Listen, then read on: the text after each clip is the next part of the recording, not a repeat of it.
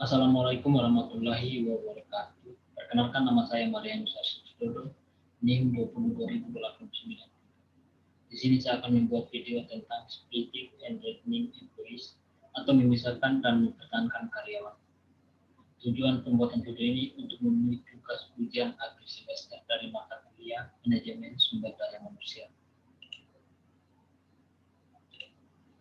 Mengelola pertukaran sukarela dan tidak disengaja untuk mempertahankan lingkungan yang mendukung kepuasan dan keterlibatan karyawan. Organisasi harus berusaha memastikan bahwa karyawan yang berkinerja baik ingin tetap berada di organisasi dan karyawan yang kinerja sangat rendah didorong atau dipaksa untuk keluar. Kedua tantangan ini melibatkan pergantian karyawan, yaitu karyawan meninggalkan organisasi. Ketika organisasi memulai omset atau saat karyawan yang lebih memilih untuk tetap tinggal, itu adalah pergantian yang tidak disengaja.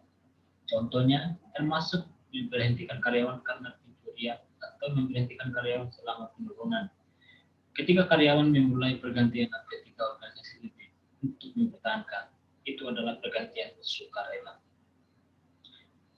Karyawan dapat pergi untuk pensiun atau bekerja di organisasi lain, khususnya di pasar tenaga kerja yang kompetitif. Ketika karyawan memilih banyak pilihan, jika mereka tidak senang dengan pekerjaan atau majikan mereka saat ini.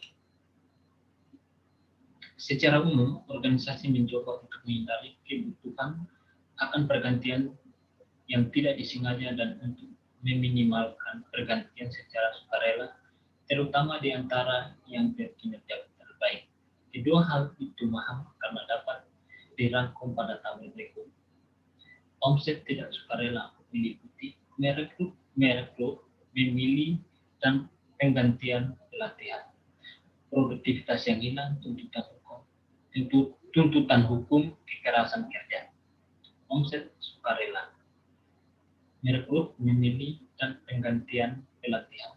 Produktivitas yang hilang dan kehilangan karyawan berbakat.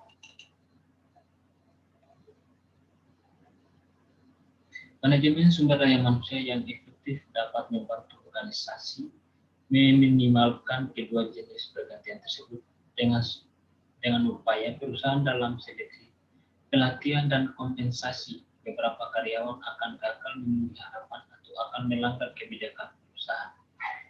Ketika ini terjadi, organisasi perlu menerapkan program disiplin yang pada akhirnya dapat mengarah pada pemecatan individu. Dalam Undang-Undang Standar Ketenagakerjaan atau perburuhan yang relevan, pemberi kerja berhak memberhentikan pekerja untuk alasan selain alasan yang adil, namun mereka harus memberikan pembayaran pemutusan.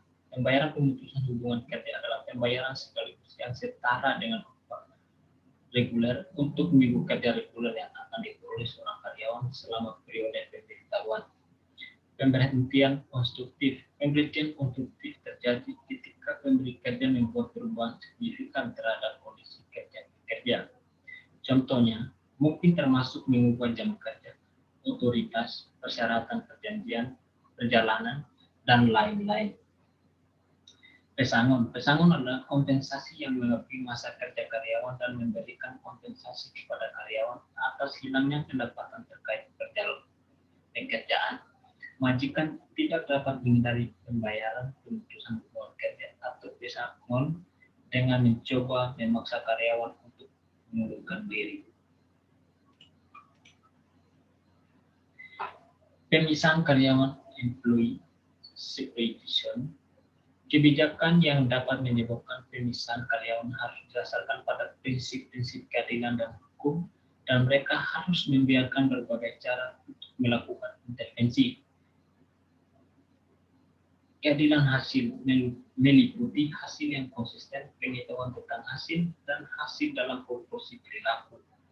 Keadilan prosedural meliputi prosedur konsisten, penghindaran informasi yang akurat, cara untuk memperbaiki kesalahan, representasi dari semua kepentingan, dan standar etika. Keadilan interaksial meliputi perawatan yang penuh hormat, penjelasan keputusan, pertimbangan, dan empati.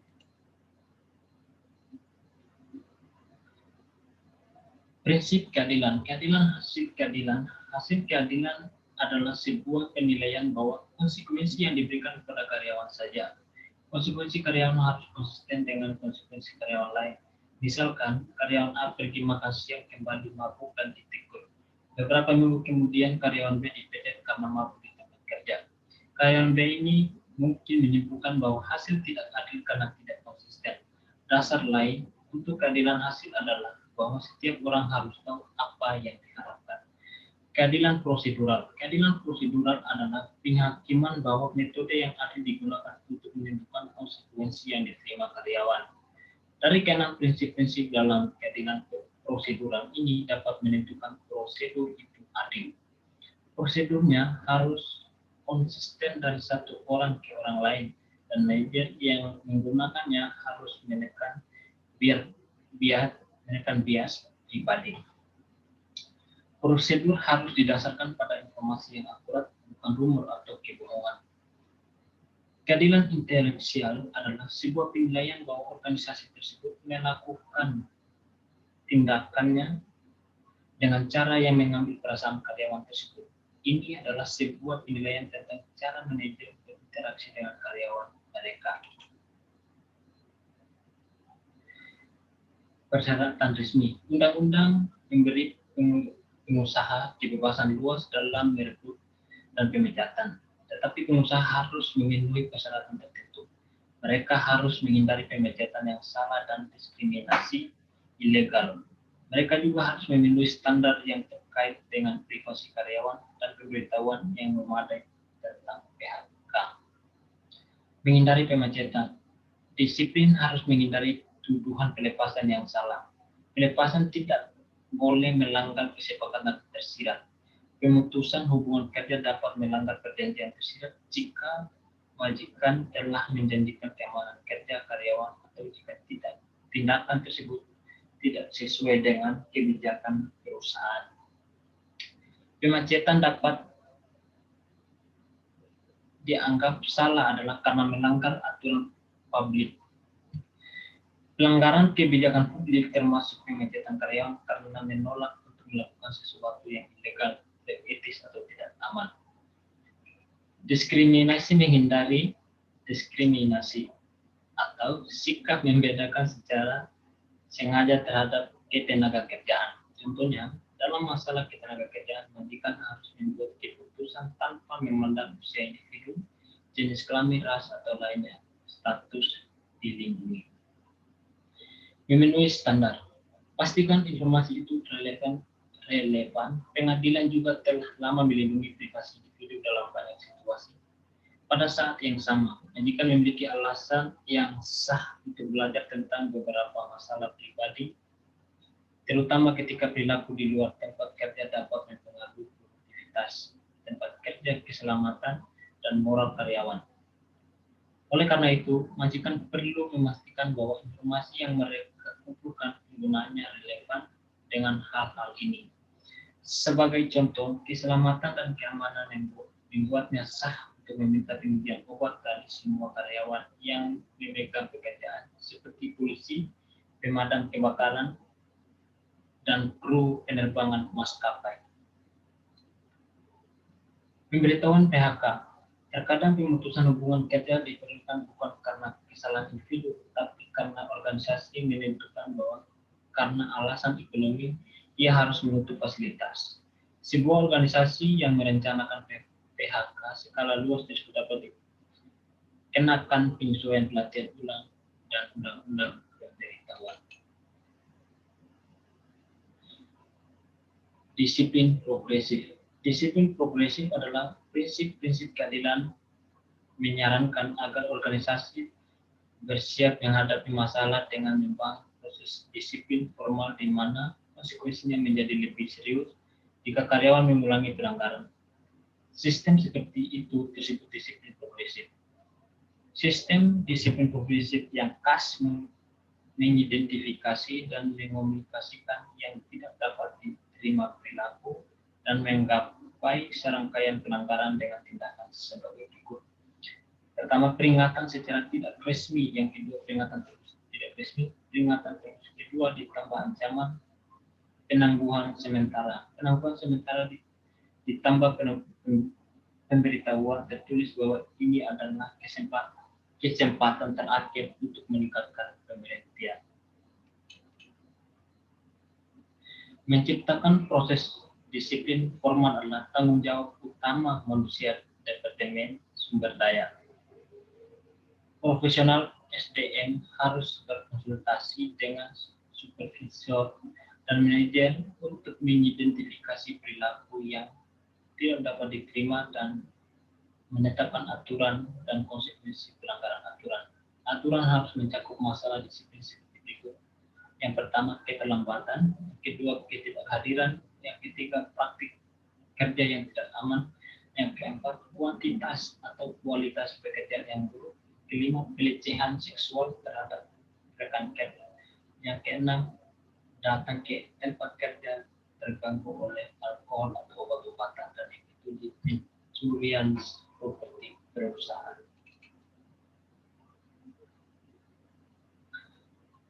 Alternatif dispute resolution.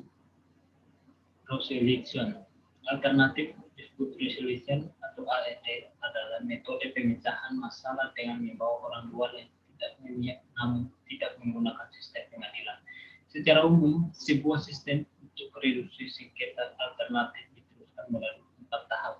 Yang pertama, pintu yang terbuka pertama adalah atas langsung karyawan. Dan jika karyawan tidak mendapatkan resolusi dari orang itu, sang karyawan boleh naik banding ke para manajer tingkat yang lebih tinggi. Kebijakan ini bekerja hanya sampai tingkat bawah manajer yang mendengar keluhan. Yang kedua, tinjauan teman. Jika orang-orang dalam konflik tidak dapat mencapai kesepakatan, mereka membawa konflik mereka ke panel yang terdiri dari perwakilan dari organisasi pada level yang sama dengan orang-orang dalam sengketa itu. Yang ketiga, mediasi. Jika tinjauan teman tidak memiliki pada penyelesaian sebuah netral dari luar organisasi mendengar kasus tersebut dan coba membantu orang-orang dalam konflik, tiba tidak di sebuah kemungkinan. Proses ini tidak mengikat, berarti sang perantara tidak dapat. Yang keempat, penengah. Jika mediasi gagal, seorang pedamai profesional dari luar organisasi mendengarkan kasusnya dan menyelesaikannya dengan membuat keputusan. Kebanyakan pengadilan adalah dengan cara tenaga kerja yang berpengalaman atau hakim yang berpensiun. Program bantuan karyawan. EAP adalah layanan rujukan yang dapat digunakan karyawan untuk mencari perawatan profesional untuk masalah emosional atau penyalahgunaan zat. EAP dimulai pada 1970. Adegan fokus berkembang menjadi pengobatan obat saat ini. Banyak yang sekarang sebelumnya terintegrasi ke dalam manfaat kesehatan keseluruhan pemberi kerja rencana, di mana mereka merujuk karyawan ke layanan kesehatan mental yang tercakup. Counseling Upliftment. Seorang karyawan yang telah dibuktikan merasa marah dan membantah apa yang harus dilakukan selanjutnya. Jika orang merasa tidak ada yang hilang dan tidak ada tempat lain untuk berpaling, potensi untuk kekerasan dan gugatan adalah gestur organisasi yang bersedia mentolerir. Kekhawatiran ini merupakan salah satu alasan organisasi menyediakan apartemen yang mencoba untuk membantu mengatur karyawan mengenai sisi dari satu pekerjaan ke pekerjaan lainnya. Organisasi juga dapat mengatasi kinerja buruk yang sedang berlangsung dengan diskusi tentang apakah karyawan tersebut cocok untuk pekerjaan saat ini. Daripada ini emergen, orang yang berkinerja buruk menyelia dapat mendorong orang ini untuk berpikir tentang meninggalkan. Dalam situasi ini, ketersediaan counseling, outreach dapat membantu karyawan memutuskan untuk mencari pekerjaan lain. Penarikan dari pekerjaan. Organisasi membutuhkan karyawan yang sepenuhnya terlibat dan berkomitmen untuk pekerjaan mereka. Oleh karena itu, mempertahankan karyawan tidak hanya mencegah mereka berhenti. Organisasi perlu mencegah kondisi negatif yang luas disebut penarikan kerja. Karyawan mencoba menghindarkan situasi kerja secara fisik, mental, atau emosional. Penarikan pekerja terjadi sewaktu keadaan seperti pekerjaan penyela dan rekan kerja, tingkat gaji atau pembawahan sang karyawan sendiri menyebabkan si karyawan tidak puas dengan pekerjaan.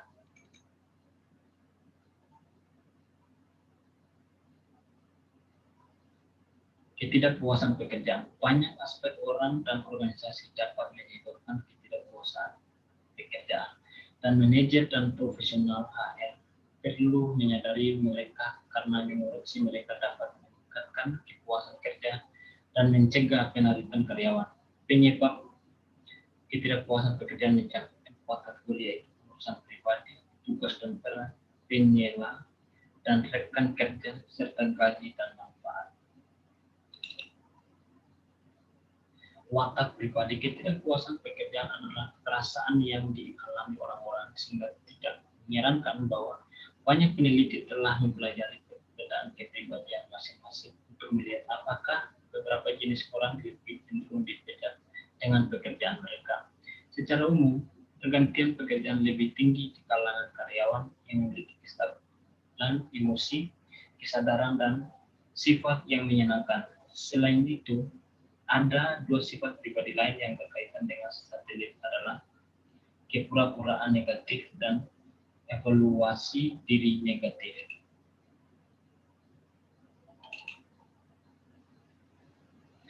Tugas dan peran. Sebagai pertanda ketidakpuasan pekerjaan, tidak ada yang melampaui sifat tugas itu sendiri. Banyak aspek dari suatu tugas telah dikaitkan dengan disaris yang memiliki makna khusus adalah kompleksitas dari pemerintah, tingkat tekanan fisik, dan pengarahan tenaga yang dibutuhkan. Berikut ini beberapa sumber ketidakpuasan yang berkaitan dengan peranan. Yang pertama, peranan ambiguitas adalah ketidakpastian tentang apa yang diorganisasikan dan orang lain harapkan dari karyawan dalam hal apa yang harus dilakukan atau bagaimana melakukan. Karyawan menderita ketika mereka bimbang tentang metode. Yang kedua, konflik peran adalah pengakuan karyawan bahwa tuntutan pekerjaan tidak sejalan atau kontradiktif. Seorang tidak dapat memenuhi semua tuntutan. Akibatnya, seseorang harus menanggung terlalu banyak harapan atau tuntutan. Atau situasi sebaliknya adalah peran yang didasari. Setelah organisasi merosot, semakin banyak karyawan yang tersisa akan mengalami kelebihan berat badan.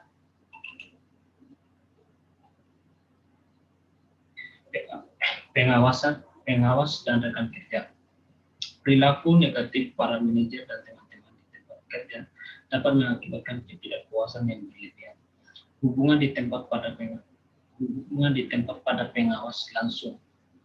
Tetapi dalam survei baru-baru, para karyawan mengatakan bahwa kepemimpinan dan tanggung jawab para manajer sendiri memainkan peran yang bahkan lebih besar dalam tingkat keterlibatan mereka dengan pekerjaan mereka.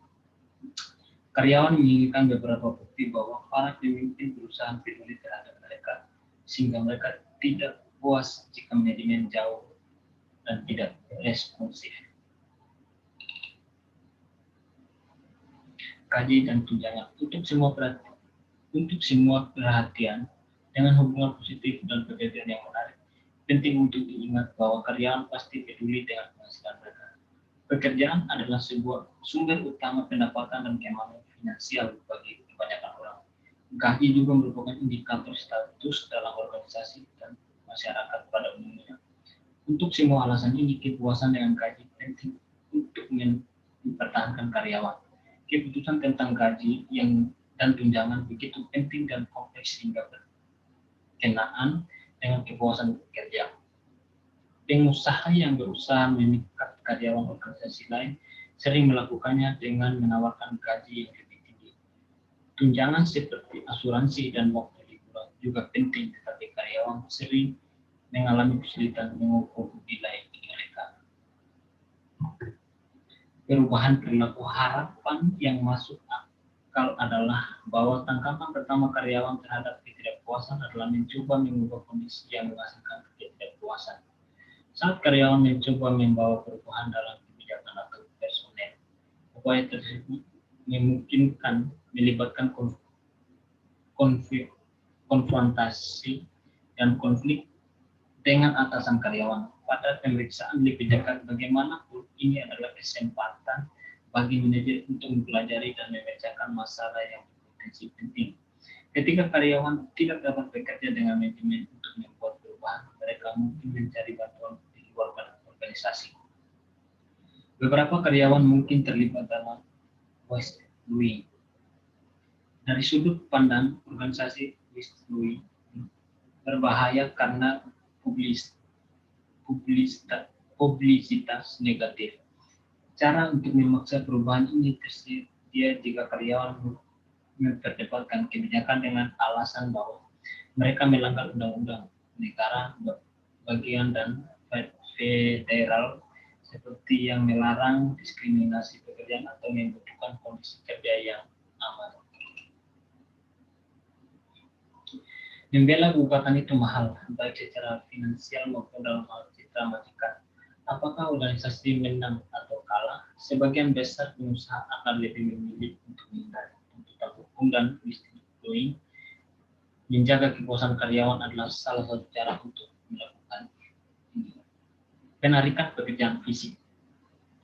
Jika perubahan perilaku telah gagal atau tampaknya tidak mungkin, seorang pekerja yang tidak puas dapat secara fisik menarik diri dari pekerjaan. Pilihan untuk secara fisik meninggalkan pekerjaan berkisar dari datang terlambat hingga menelpon karena sakit, meminta transfer atau meninggalkan organisasi sama sekali.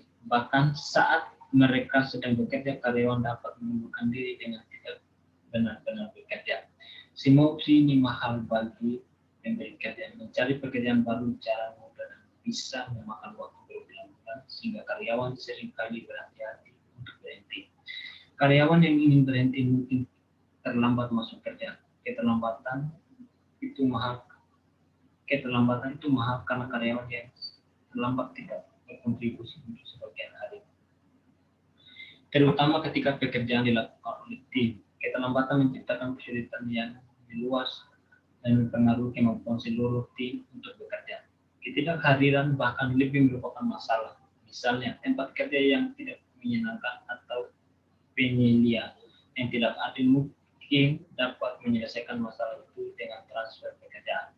Jika sumber ketidakpuasan adalah kebijakan atau praktik organisasi seperti skala gaji yang rendah, karyawan dapat meninggalkan organisasi.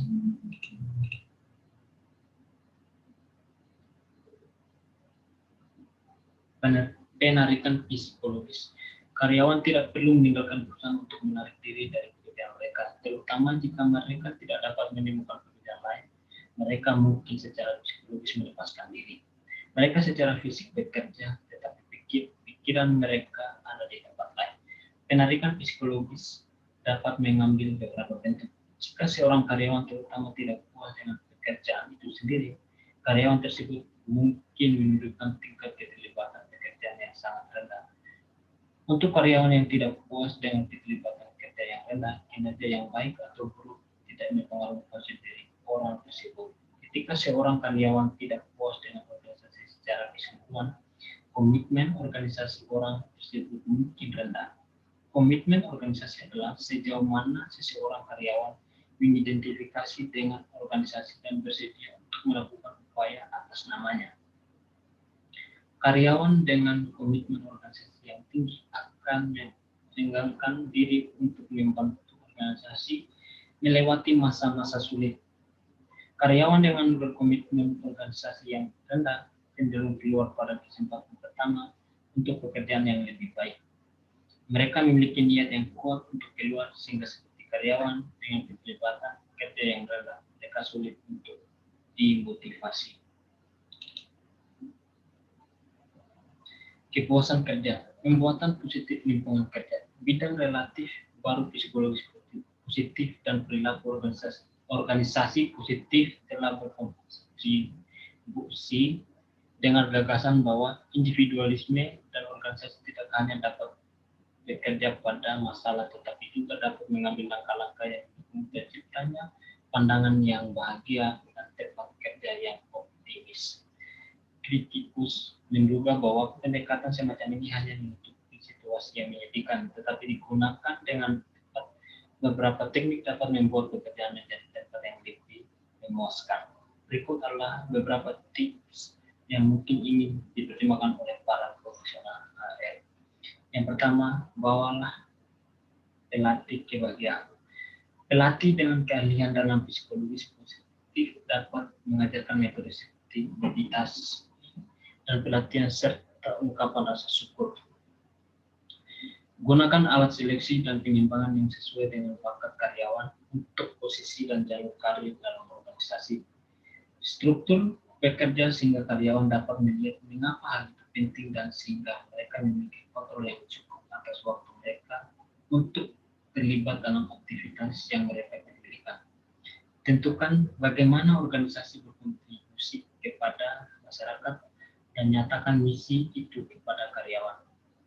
Mintalah ide dari karyawan dan dengarkan ide mereka. Yang pertama, disposisi pribadi efektivitas. Dalam diskusi kami tentang penarikan diri dan pekerjaan, kami mencatat bahwa terkadang kualitas pribadi karyawan seperti negatif dan evaluasi diri inti negatif diasosiasikan dengan ketidakpuasan kerja. Keterkaitan ini menunjukkan seleksi karyawan dalam contoh pertama memainkan peran dalam meningkatkan tingkat kepuasan karyawan secara keseluruhan. Orang yang membuat keputusan seleksi harus mencari apakah karyawan cenderung puas.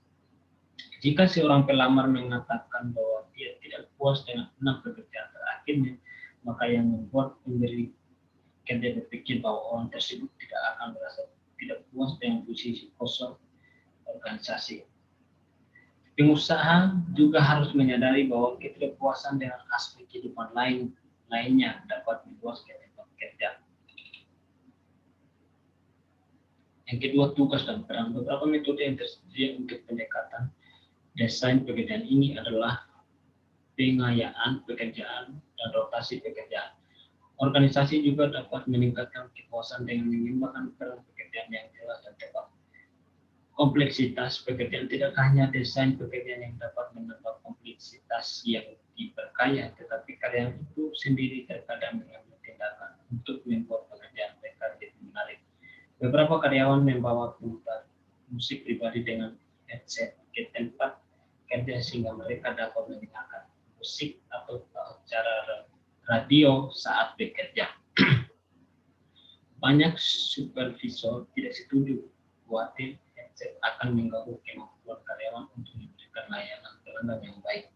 Namun, penelitian menunjukkan bahwa headset pribadi dapat meningkatkan kinerja.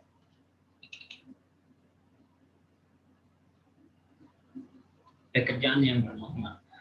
Dalam hal menghasilkan kepuasan, aspek yang paling penting dari pekerjaan adalah sejauh mana hal itu terkait secara bermakna dan dengan nilai-nilai inti pekerjaan.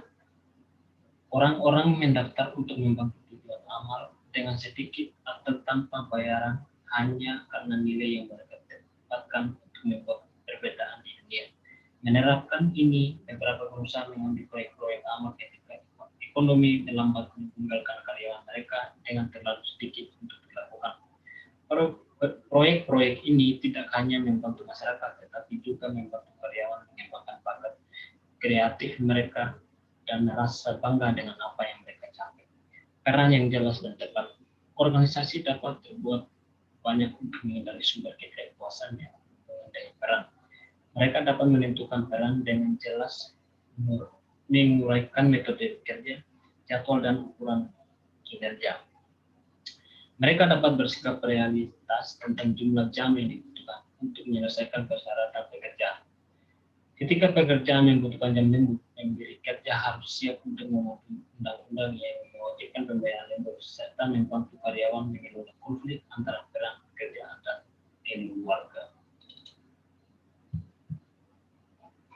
Yang ketiga, supervisor dan rekan kerja. Dua kelompok utama orang dalam sebuah organisasi yang mempengaruhi kepuasan kerja adalah akan rekan kerja dan penyelia. Seseorang mungkin puas dengan orang-orang ini karena salah satu dari tiga alasan. Yang pertama, orang-orang tersebut memiliki nilai, sikap, dan filosofi yang sama. Sebagian besar individu menganggap ini sangat penting, dan banyak organisasi mencoba menyeimbangkan budaya nilai-nilai bersama. Bahkan ketika hal ini tidak terjadi di seluruh organisasi, nilai-nilai yang dimiliki bersama antara pekerja dan penyelia mereka dapat meningkatkan kepuasan. Yang kedua, rekan kerja dan supervisor dapat memberikan dukungan sosial, artinya mereka bersimpati dan peduli. Dukungan sosial sangat meningkatkan kepuasan kerja, baik dukungan tersebut berasal dari atasan maupun rekan kerja. Turnover juga lebih rendah di antara karyawan yang mendapat dukungan dari anggota organisasi lainnya. Yang ketiga, rekan kerja atau supervisor dapat membantu orang tersebut mencapai hasil yang berharga. Misalnya, mereka dapat membantu karyawan baru mengetahui tujuan apa yang harus dikerja dan sebagaimana mencapainya. Keempat, gaji dan tunjangan pekerja. Organisasi menyadari pentingnya pembayaran dalam negosiasi mereka dengan calon. Profesional SDM dapat mendukung organisasi mereka di bidang ini dengan berulang kali memantau tingkat gaji di industri mereka dan untuk profesi atau perdagangan yang mereka kerjakan. Selain itu, profesional SDM dapat meningkatkan kepuasan kerja dengan mengkomunikasikan kepada karyawan nilai manfaat mereka. Dua aspek lain dari kepuasan gaji mempengaruhi kepuasan kerja. Salah satunya adalah kepuasan dengan struktur gaji. Cara organisasi menetapkan tingkat gaji yang berbeda ke tingkat dan kategori pekerjaan yang berbeda. Seorang manajer tenaga penjualan, misalnya, mungkin puas dengan tingkat gajinya sampai dia menemukan bahwa beberapa perwakilan penjualan yang dia awasi berpenghasilan lebih dari dia. Aspek penting lainnya dari kepuasan gaji adalah kenaikan gaji. Orang umumnya berharap bahwa gaji mereka akan meningkat dari waktu ke waktu. Mereka akan puas jika harapan mereka terpenuhi atau tidak puas jika kenaikan gaji tidak sesuai harapan. Profesional SDM dapat berkontribusi pada sumber kepuasan kerja ini dengan membantu mengomunikasikan alasan di balik struktur gaji dan kenaikan gaji organisasi.